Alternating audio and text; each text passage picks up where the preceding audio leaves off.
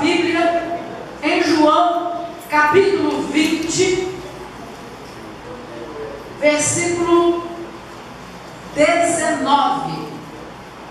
Ao cair da tarde daquele dia, o primeiro da semana, trancadas as portas da casa onde estavam os discípulos com medo dos judeus, veio Jesus, pôs-se no meio e disse-lhes: paz seja convosco. Amém. Então feche os seus olhos e mais uma vez vamos orar. Nós vamos orar de novo. Vamos orar de novo. Pai, nós te louvamos e bendizemos ao Senhor, porque Tu és bom, Tu és bom, Tu és maravilhoso, Tu és um Deus tão maravilhoso, tão bondoso, tão gracioso, Senhor.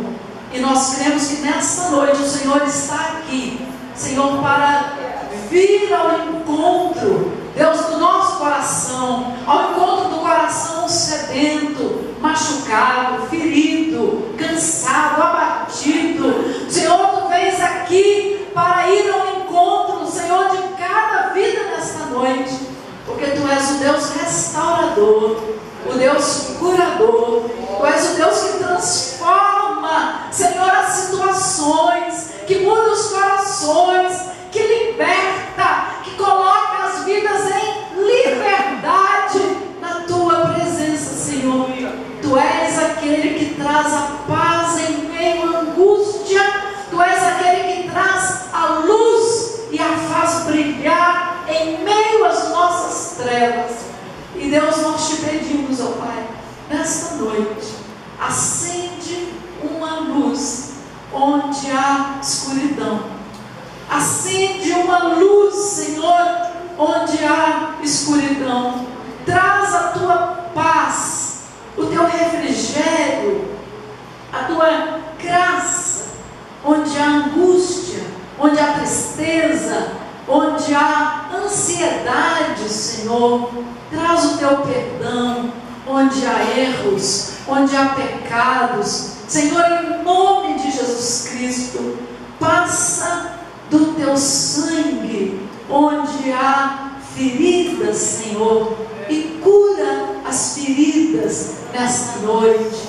Cura os corações, traz alívio, Senhor. Quebra todo jugo, todo fardo, todo peso, Senhor, em nome de Jesus, Pai. Tori rashi likias, mandará machi likias, onde há fardo, Senhor, o fardo pesado, o fardo cruel, seja quebrado nesta noite, Senhor. O fardo do medo, Senhor, o fardo, Senhor, da insegurança, do pavor, seja quebrado. O fardo da rejeição, seja quebrado, Senhor.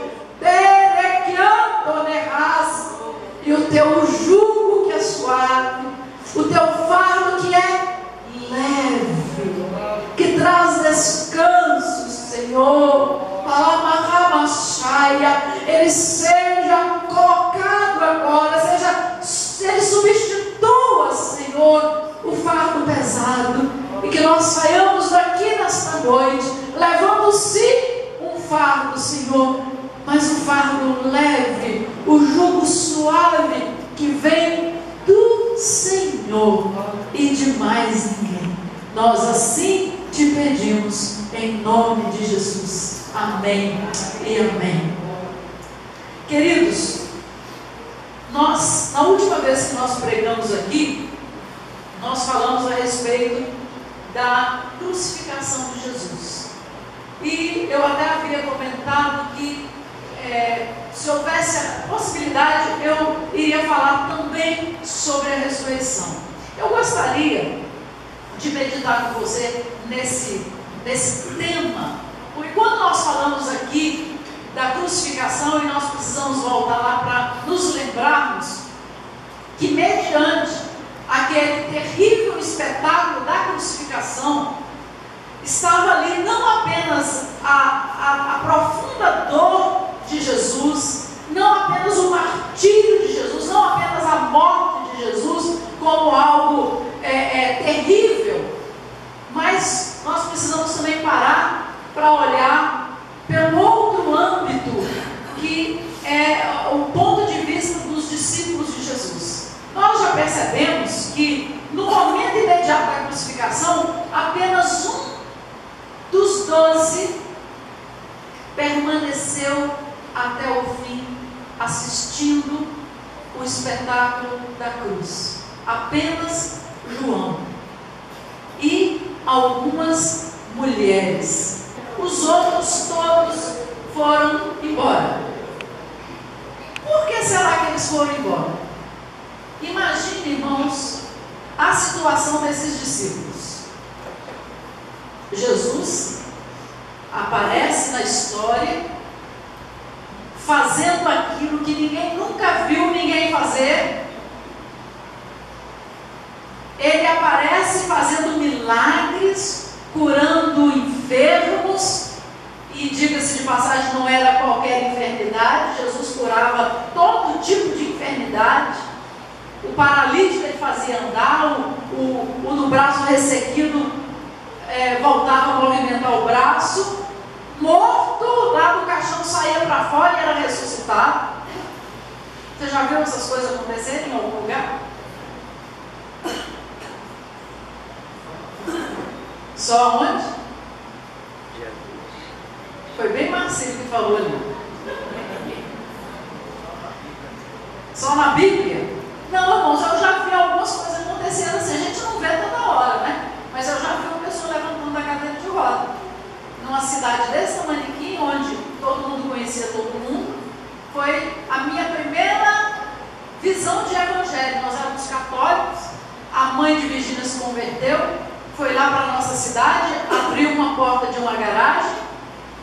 E todo sábado ia um pastor para lá. E essa foi a minha primeira ideia de evangelho. Um pastor cheio do poder de Deus. Os capetas ficaram tudo doidos, saíram tudo correndo quando aquele pastor chegava. E nós assistimos uma pessoa ali da cidade, paralítica, levantando da cadeira de roda e andando pelo meio da igreja. Eu estive num congresso em Belo Horizonte, na Igreja Batista da Floresta, e ali nós assistimos, como diz aí, eu vi com esses olhos que a terra de comer. Um jovem foi lá na frente com o pé todo torto. O pé dele era todo assim, eu não sei fazer como é que era, mas era uma coisa assim toda torta. E ele foi lá na frente, aquele pastor foi orando e o pé dele foi esticando, e a gente vendo aquilo assim ao vivo. E o pé dele ficou perfeito e ele saiu perfeito ali. Jesus ainda faz, nós é que não damos lugar para ele fazer, irmãos. Ele é o mesmo ontem, hoje e para sempre. Eu creio nisso. Então a Bíblia não é só a Bíblia, não é só um livro, ela é um livro vivo. Jesus é uma pessoa real. E ele falou, eu vou, mas vocês farão obras maiores do que essa. Não faz quem não crê, né? Porque nós cremos ainda, nossa fé ainda é muito pequena para a gente poder ver isso acontecer. Mas eu creio que Deus pode fazer isso. Amém? Mas o que eu quero dizer é o fato que os discípulos andaram após Jesus, vendo. Se você achasse um pastor hoje fazendo tudo isso, tu ia descolar dele? Tu ia largar ele um minuto? Agora imagina Jesus lá o tempo todo fazendo esses milagres, multiplicação de pães e toda aquela coisa, e coxo andando, e cego de nascença agora voltou a ver. E Jesus passa por esses 12 homens, um de cada vez, ou dois, às vezes dois, e fala, olha, vem e me segue, larga tudo, deixa eu ir ali, não, larga tudo e vem. Largaram, alguns eram pescadores, largaram o barco de pesca, deixaram para lá os barcos, e a Bíblia diz, em alguns casos, a gente vê que na mesma hora, a Bíblia diz que ele largou tudo, eles deixaram tudo e foram seguir a Jesus. Porque quando a gente encontra um homem desse, não dá para você prestar atenção em mais nada, não. Não dá para você pensar, como é que eu vou viver agora? Como é que eu vou comer? Não dá para pensar nisso, não. Você vai mesmo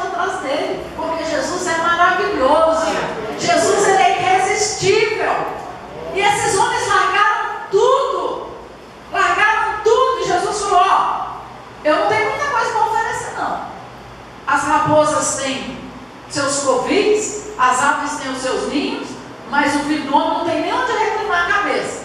Senhor, onde o Senhor for, nós vamos atrás. Foram após Jesus e andaram 3 anos com Jesus, sendo ali ministrados, ensinados, conhecendo Jesus, ouvindo dele coisas que outras pessoas não ouviram, mas apenas aqueles 12.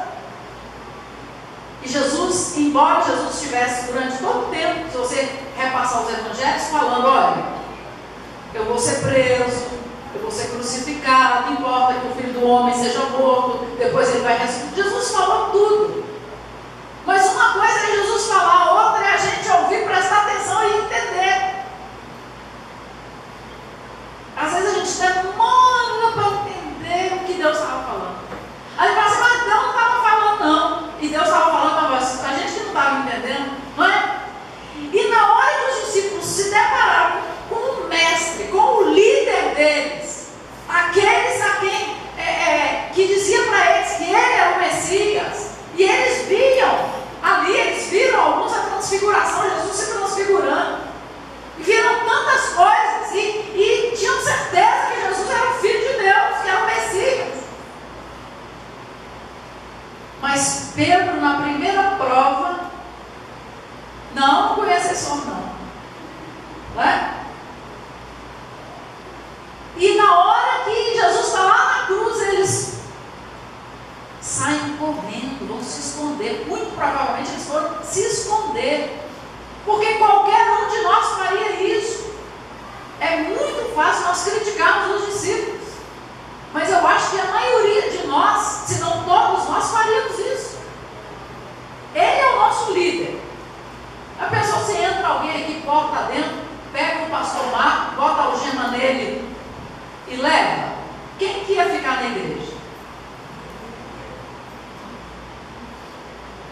A visão dos discípulos era o seguinte: se com o nosso líder, ele que é o Jesus, ele que era tão bom, que fazia tantas coisas boas, e o nosso líder, se fizeram isso com ele, a hora que eles acabaram de crucificar ele aí, vão atrás de nós.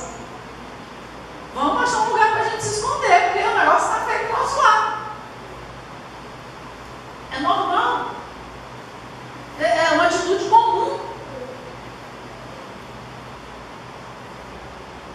E a Bíblia diz que ao terceiro dia algumas coisas estranhas começaram a acontecer. Jesus morreu, Nicodemos foi lá, José de Arimateia, Nicodemos, pediram o corpo, sepultaram ele ali naquelas pedras, naquela tumba. Os soldados, os judeus, foram lá em Pilatos e falaram assim: olha, esse povo aí estão dizendo que ele dizia que ao terceiro dia ele ia ressuscitar. Para evitar que eles roubem o corpo dele e depois digam que ele ressuscitou, nós queremos lacrar aquele túmulo. E Pilatos, eu digo que Pilatos era o rei que estava sempre lavando a mão, né? Concordava com todo mundo. Um vem cá e a gente queria sepultar, pode sepultar. Outro, a gente quer lacrar, pode lacrar. E concordava com todo mundo. E o túmulo foi lacrado com o lacre do Império Romano. Primeiro, dá a entender que havia um cerco, uma corda forte ao redor daquela tumba, com um selo do Império Romano, que se alguém mexesse, qualquer um saberia que o túmulo foi lacrado. Que alguém foi violado. Lacrado, não, violado. Obrigado, irmão. Foi violado. O túmulo foi violado. Além disso, além do túmulo lacrado, eles pediram que a guarda romana ficasse lá até passar o terceiro dia. Passou o terceiro dia, tudo bem, pode estar tranquilo. O problema é o terceiro dia, porque ele falou que ia ressuscitar. E Pilatos mandou a guarda para lá, os guardas ficaram lá em volta, guarda montada para não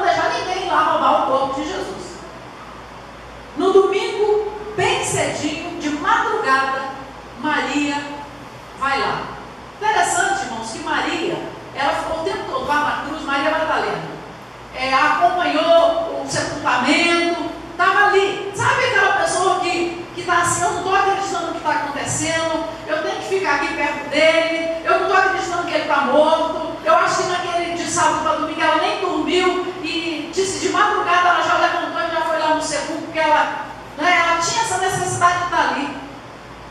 E quando ela chegou lá, ela percebeu que a pedra estava removida. E ela olha lá e ela não vê Jesus lá dentro.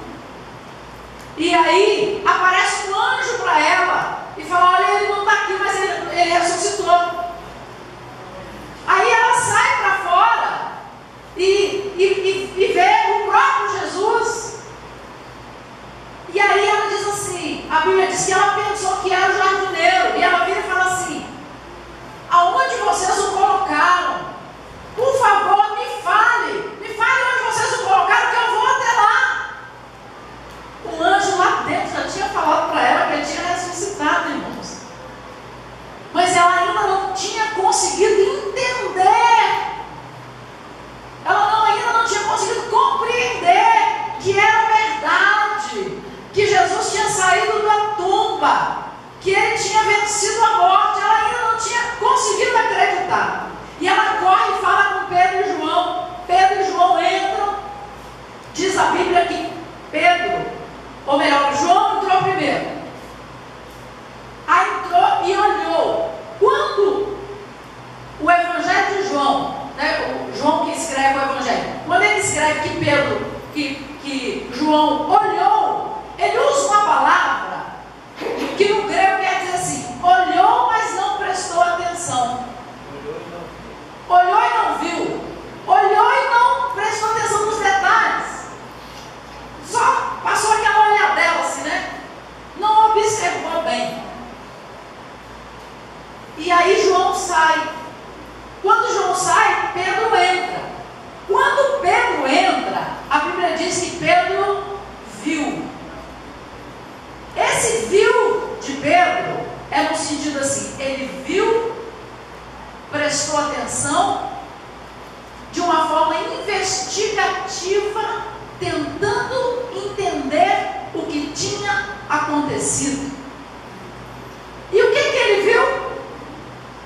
Ele viu que os panos estavam de um lado e os panos da cabeça estavam no mesmo lugar onde a cabeça de Jesus tinha estado.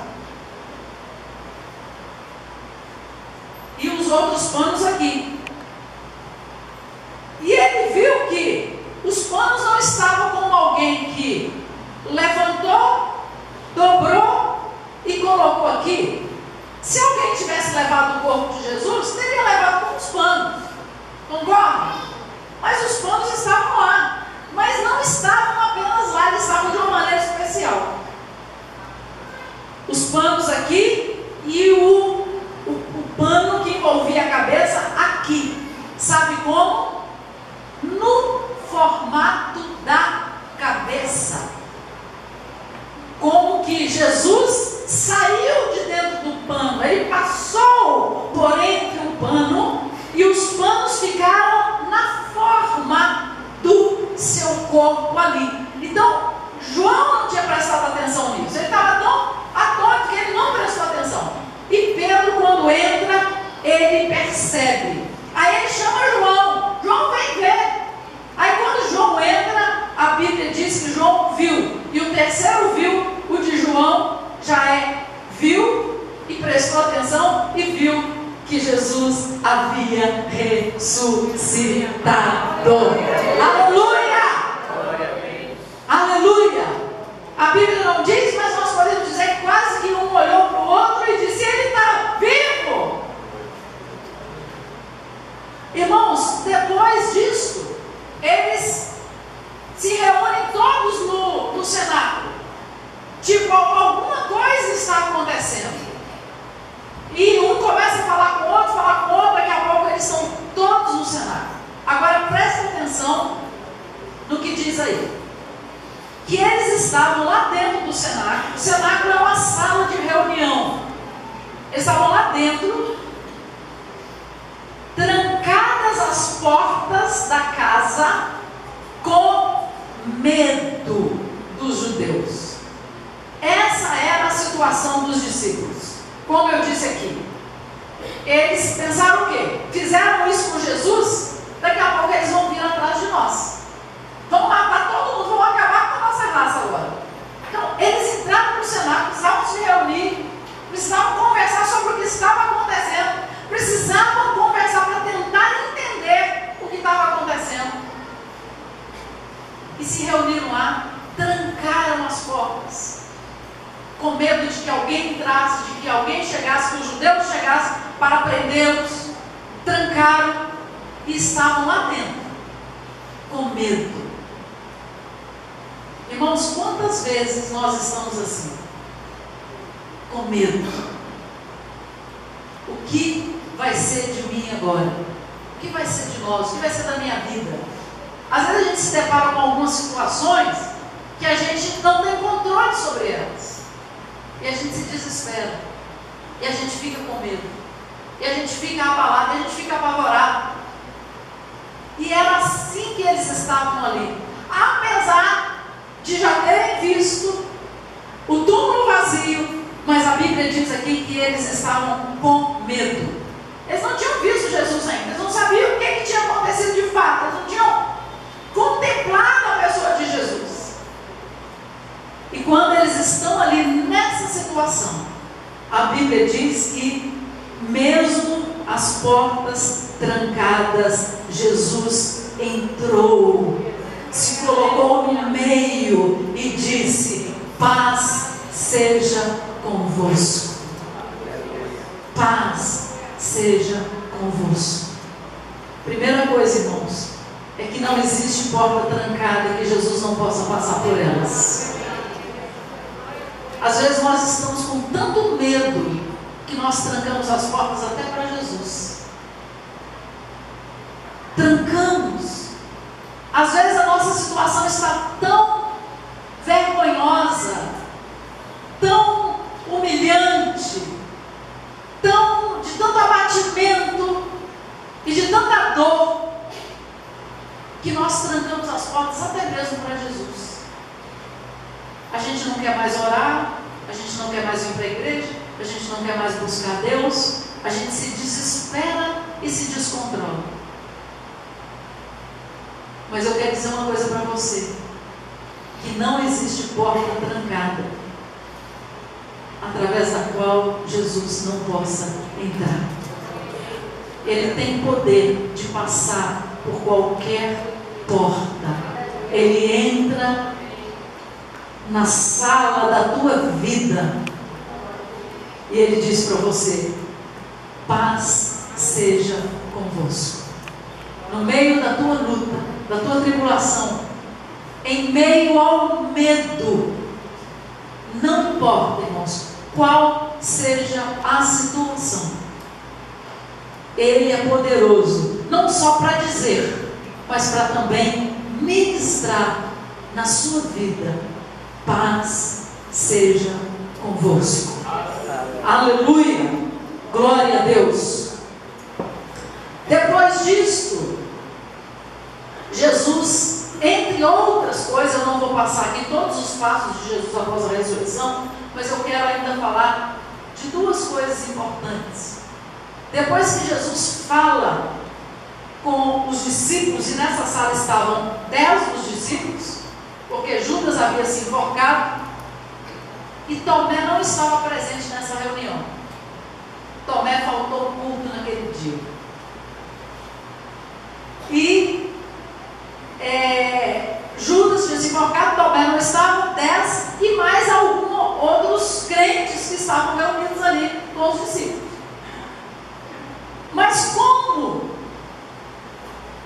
Jesus tinha um propósito, Ele tinha um propósito que Ele podia ter morrido, ressuscitado e subido, mas Ele não faria isso sem antes restaurar a sua igreja. Ele não faria isso sem antes deixar uma equipe de crentes fortalecidos e preparados para ganhar todo o mundo da época para o Evangelho do Senhor.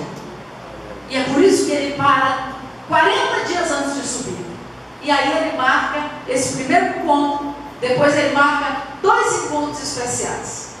A Bíblia diz que Tomé não estava nessa primeira reunião, mas Tomé aparece depois lá, e quando Tomé chega, os discípulos todos se juntaram para dizer: Tomé, o Senhor Jesus está vivo, Ele esteve aqui, nós estávamos reunidos e Ele chegou aqui. E Tomé falou: só creio se eu colocar a minha mão na ferida dele. Eu só creio vendo, só creio se eu tocar. E Tomé aqui se revela como o mais incrédulo de todos. Ou não, por quê, irmãos? Porque os outros já tinham visto, então era fácil para os outros crer, mas Tomé não tinha visto ainda, né? E também não podemos julgar Tomé tanto, porque nós também temos essa tendência de não crer. Nós temos dificuldade para crer em algumas coisas que Deus faz. Nós, às vezes, criamos tantos bloqueios no nosso coração e resistimos àquilo que Deus quer fazer. Às vezes nós somos incrédulos para muita coisa que Deus quer fazer. E talvez o maior problema que existe em nós é a nossa falta de fé, exatamente a nossa incredulidade. Agora, há um aspecto muito interessante aqui, é o fato de que Jesus, mediante a incredulidade de Tomé, ele vai lá, a Bíblia diz que 8 dias depois, eles estavam reunidos novamente no cenáculo, e dessa vez Tomé não faltou ao culto. Falou: eu vou ficar indo lá naquela igreja só para ver se aquilo é verdade. Eu vou ficar indo lá só para ver se é verdade. Vamos ver se isso é verdade. E eles estavam lá, Tomé e tal, e Jesus chega novamente, mas dessa vez ele foi ali por causa de uma pessoa em especial. Jesus, dessa vez, ele foi ali apenas por causa de Tomé. E Jesus chegou para Tomé e disse: Tomé, coloca a tua mão aqui. É assim que você consegue crer? Então é assim que você vai crer. Irmãos, Jesus é maravilhoso. Ele trata com cada um da sua maneira. Uns têm facilidade para crer logo. Se falar assim: olha, Jesus vai, nós estamos usando o ar-condicionado aqui, vamos supor, no tempo dia Jesus vai condicionar essa igreja aqui sem a gente botar ar-condicionado. Aí tem um que vai dizer: eu creio, amém, de verdade eu creio, vamos orar, missionário, que Deus vai fazer isso. Aí o outro vai falar assim: essa pastora está doida. E sabe por que eu creio nisso, irmãos? Eu vou contar um testemunho para vocês, de fé. Eu fui uma vez num concílio e eu ouvi uma missionária da nossa igreja wesleyana contando. Ela tinha sido mandada naquela época para o sul. Naquele tempo não tinha quase igreja no sul, a aula estava começando, era uma dificuldade enorme. E ela foi para lá. E a casa que ela morava não tinha janela. E ela falou que chegou um dia que fez tanto frio, que ela saiu pegando roupa. Ela abriu o armário e vestiu todas as roupas que ela tinha. E ela não conseguia se aquecer. E chegou um momento que ela disse assim: Senhor, me aquece. Eu não aguento mais, eu vou morrer de frio. Eu não aguento mais, me esquenta, Senhor. Quem crê que Deus fez alguma coisa? Aleluia. E ela contou chorando, irmãos, aí. Irmãos, as paredes do meu quarto ficaram como brasa. E eu fui tirando roupa, e fui tirando roupa, e fui tirando roupa, e dormi a noite inteira aquecida. Se ele fazer, você pode dar um ar-condicionado também, não é? Graças a Deus aqui ele nos deu condição para comprar. Mas se nós tivemos uma situação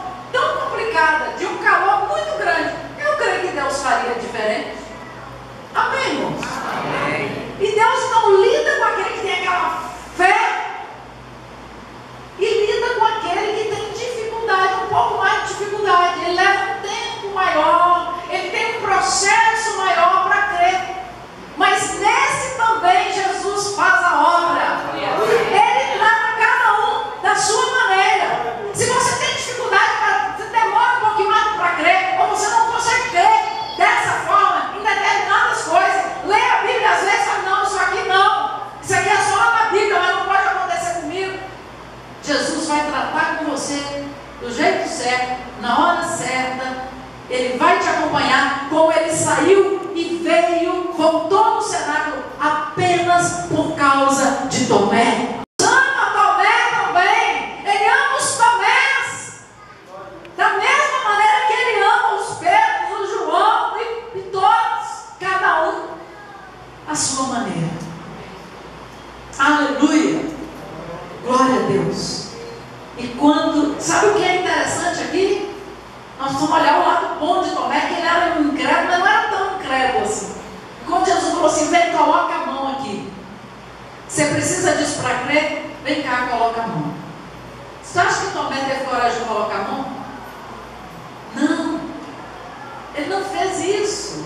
Porque esse incrédulo, essa pessoa que tem essa coisa assim do mais durão, não sei o que, no fundo tem um coraçãozão. Um coraçãozão derretido. Principalmente quando chega diante de Jesus. E quando Jesus diz, olha, coloca a mão aqui, Tomé. Você precisa disso para que coloque a mão aqui. Tomé, eu acho que ele tremeu todinho. Ele só conseguiu dizer, Senhor meu e Deus meu. Aleluia! Jesus, Tomé estava lhe dizendo, tu és realmente Deus. Tu ressuscitaste, tu és Deus.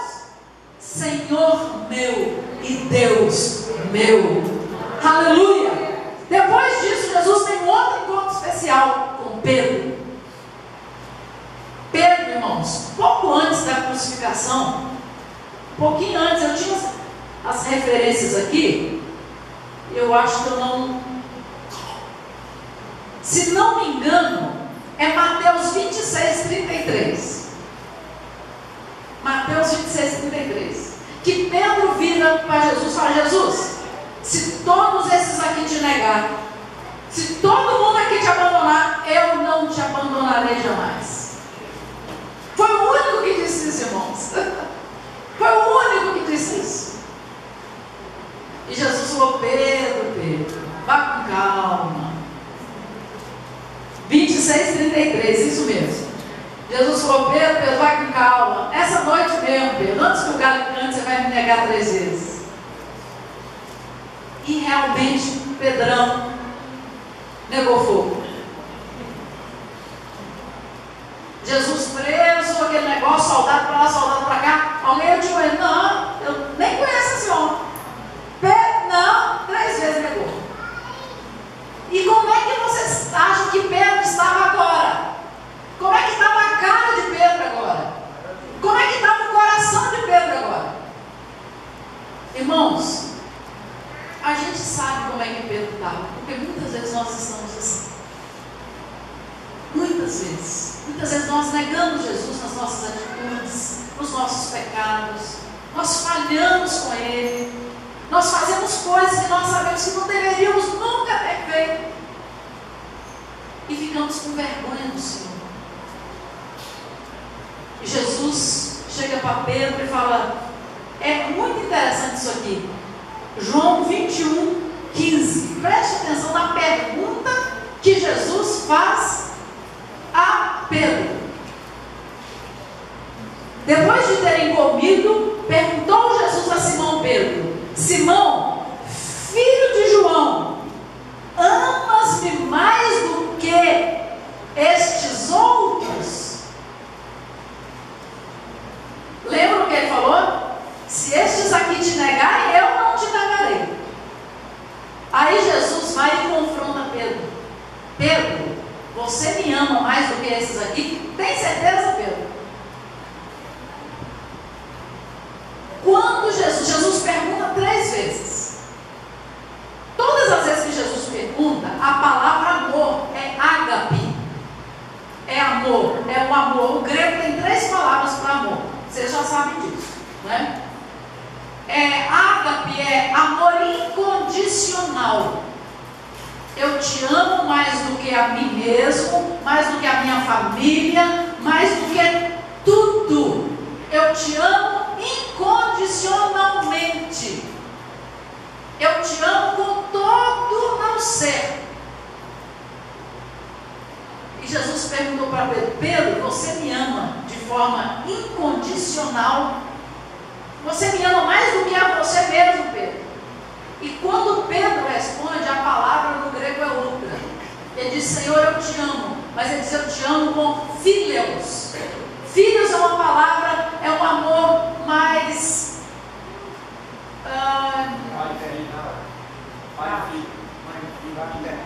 mais fraternal. Mas tem uma palavra que não vem na minha mente agora. Um amor mais banal.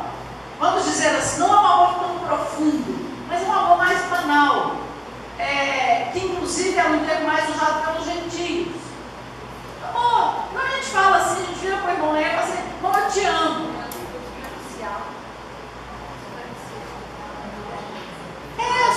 Mais superficial do que o ágape, mas assim, eu te amo, mas ama até que ponto?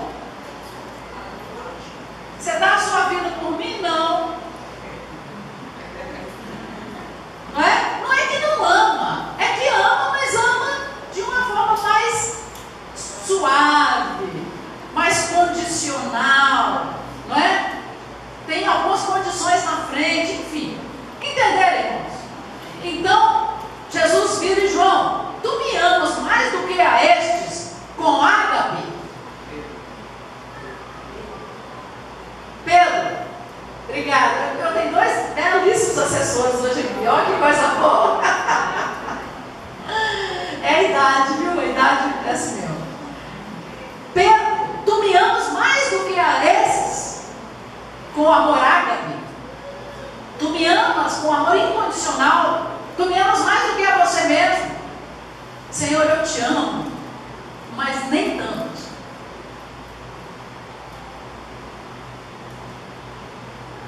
Ele pergunta de novo: Pedro, tu me amas mais do que a você mesmo, mais do que a sua família, mais do que a sua própria vida? Senhor, eu te amo, mas não te amo tanto assim não. Jesus pergunta a 3ª vez: Pedro, tu me amas de maneira incondicional? Aí Pedro já fica todo constrangido, né? Perguntar isso uma vez já dói muito a gente ter que responder, né? Porque Pedro agora não tem mais coragem de dizer: Senhor, eu te amo, eu estou disposto a dar a vida por ti, eu sou capaz de morrer por ti. Acabou toda a arrogância espiritual de Pedro.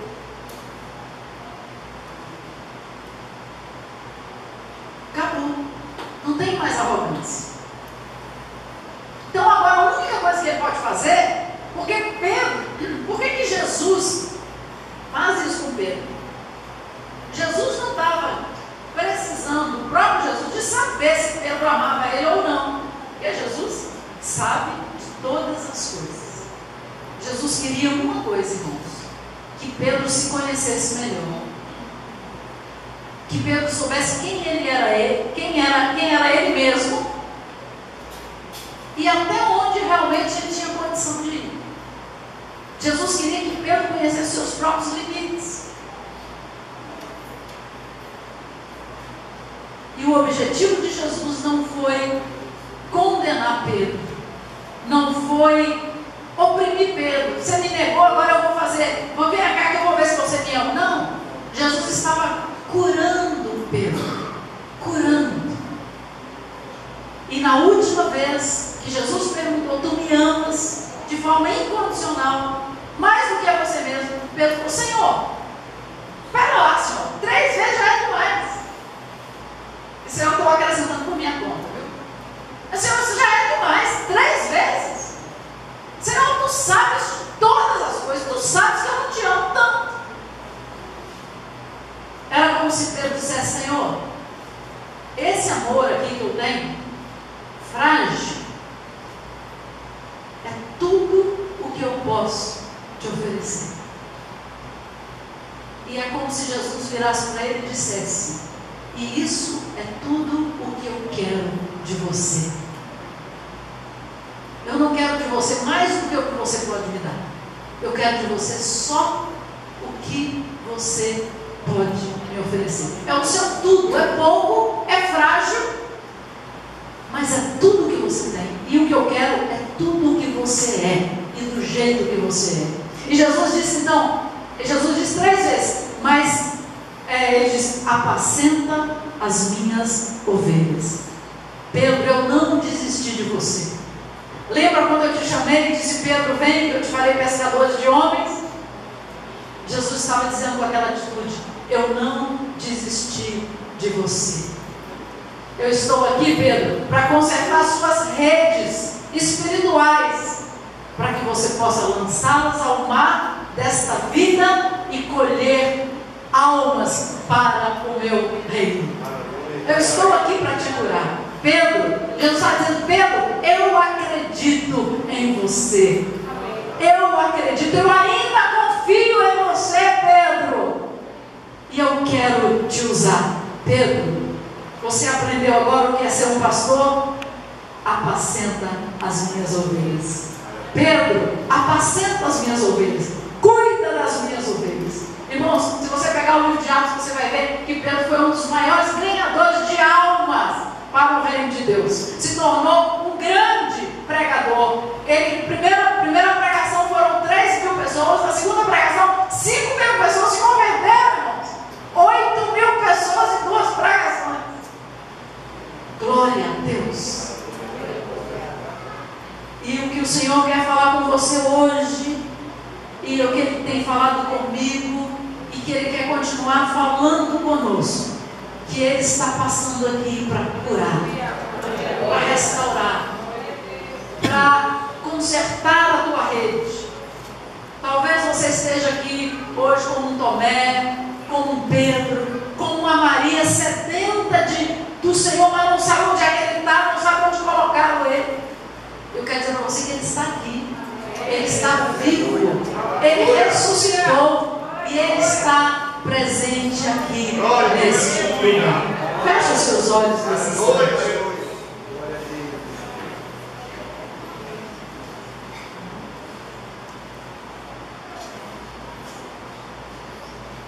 Feche os seus olhos. A sua vida agora, o que você é, o que você está passando, o que você fez, o que você está pensando, isso interessa muito ao Senhor Jesus. A pessoa que você é interessa muito ao Senhor Jesus. Ele olha e te vê. E Ele disse: eu ressuscitei, eu estou vivo.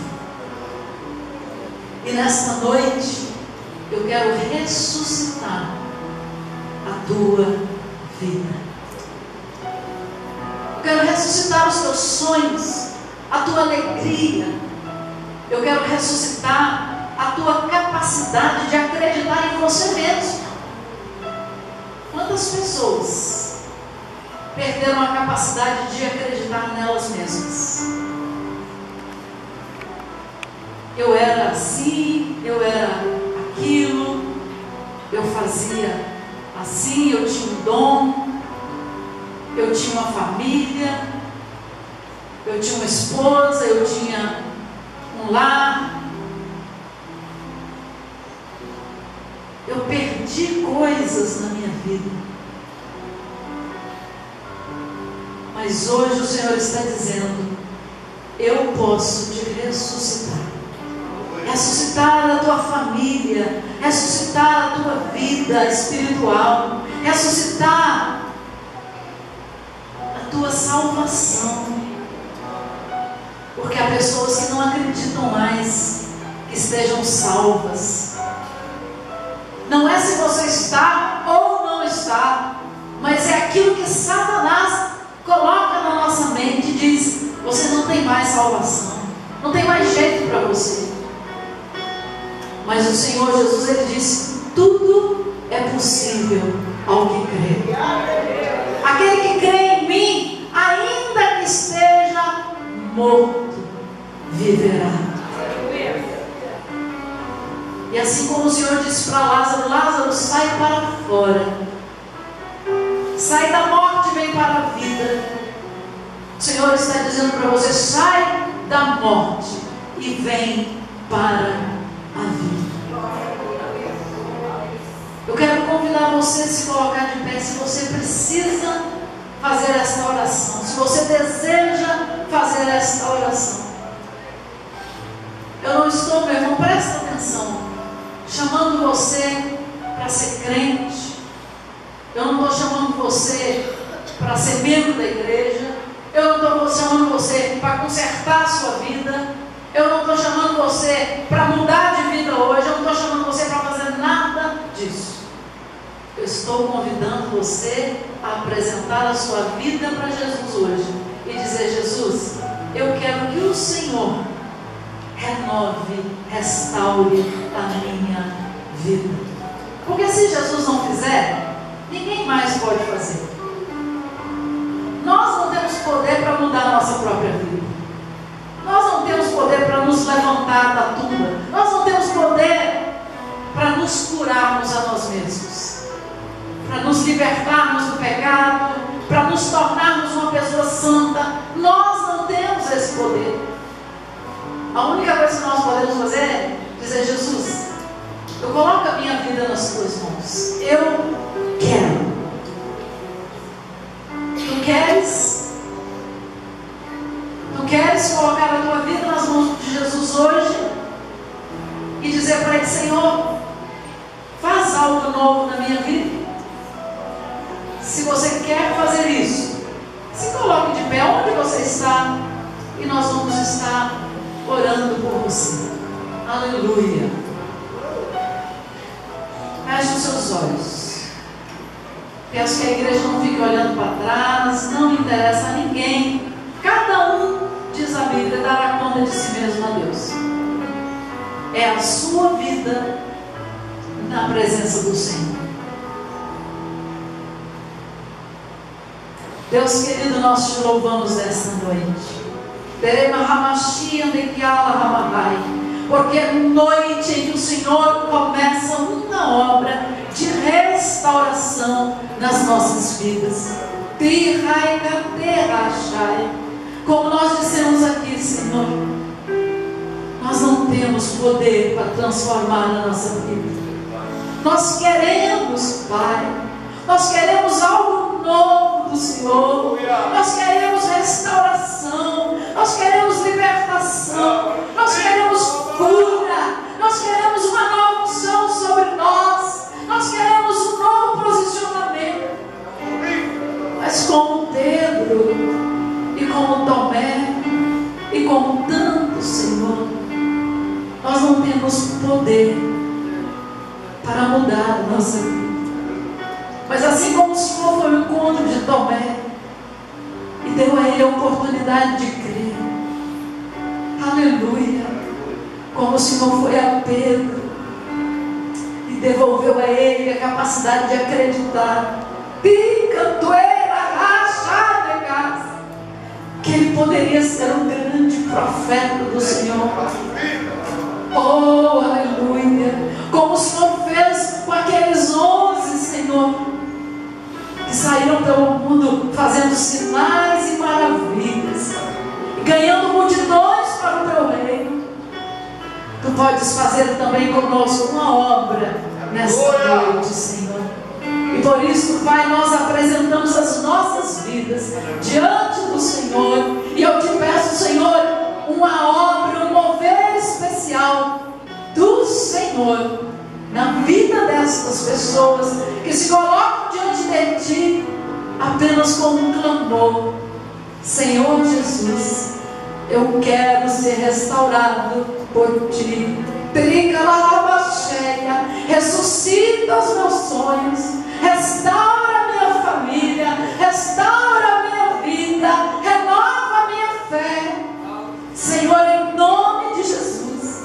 Que ainda esta noite Tu dês um sinal aos Teus servos sobre a operação do Senhor e sobre a obra que o Senhor começa a realizar nesta noite, e Tu has de concretizá-la para a glória, a honra e e o louvor do Senhor Jesus ressurreto, que vive e reina para todo o sempre. Amém, amém, amém e amém. Aleluia! Glória a Deus! Glória a Deus. Aleluia! Aleluia. Aleluia! Os irmãos podem se assentar. Glória a Graças a Deus. Alá Machaia Pecas. Irmãos, Deus está fazendo algo maravilhoso. Amém? É tempo de restauração. O Senhor te põe de pé hoje. Ele está dizendo assim: olha, você vai ver o que eu posso fazer na tua vida. Amém? Amém. Aleluia.